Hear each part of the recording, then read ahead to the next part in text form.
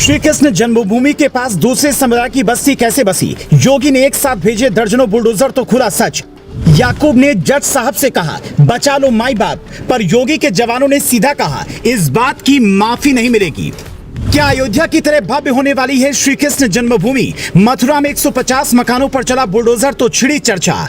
ये तस्वीर श्री कृष्ण जन्मभूमि मथुरा के पास की है। जैसे ही पुलिस ने अनाउंसमेंट शुरू की ये इलाका खाली कर दीजिए वरना हम बुलडोजर चलाएंगे, तो लोग हैरान हो गए। कई लोगों को लगा कि हाई अलर्ट पर रहने वाले मथुरा मंदिर के आसपास ऐसी क्या अवैध गतिविधि हो रही है कि सुबह सुबह 500 जवान पहुंच गए, या फिर मंदिर के आसपास के इलाके को प्लानिंग के तहत खाली करवाया जा रहा है, वो भी दर्जन भर बुलडोजर के साथ। एक तरफ इन जवानों का काफिला आगे बढ़ रहा था, दूसरी तरफ याकूब की धड़कनें तेज भी जा रही थीं।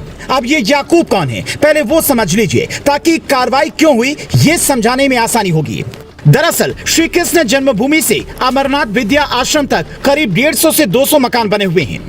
अगर आप मथुरा गए होंगे तो देखा होगा रेलवे लाइन के दोनों ओर ये बस्तियां बसी हुई हैं और याकूब इन्हीं बस्तियों में रहने वालों का रहनुमा है। इसीलिए जब इधर सरकार ने बुलडोजर भेजने का फैसला लिया तो याकूब बुलडोजर के आगे खड़ा हो गया और कहा कि हमने जज साहब से गुहार लगाई है, हमें बचा लीजिए। 21 अगस्त तक आप लोग रुक जाइए। लेकिन योगी की पुलिस ने साफ साफ कह दिया कि हमें ये जमीन खाली करवा कर रेलवे को देना है। अब सवाल है कि रेलवे को ये जमीन क्यों चाहिए? क्या रेलवे मथुरा में बुलेट ट्रेन दौड़ाने की तैयारी कर रहा है? तो वो भी सुन लीजिए। रेलवे के अधिकारी कह रहे हैं कि इन बस्तियों को हटाकर हम मीटर गेज से ब्रॉड गेज में रेलवे लाइन को बदलेंगे। मीटर गेज का मतलब ये होता है कि पटरियों के बीच की दूरी 1 मीटर होती है, लेकिन ब्रॉड गेज में ये दूरी 1.676 मीटर हो जाती है, यानी पटरियां चौड़ी हो जाती हैं तो बड़ी और रफ्तार वाली ट्रेनें भी आसानी से चल जाती हैं।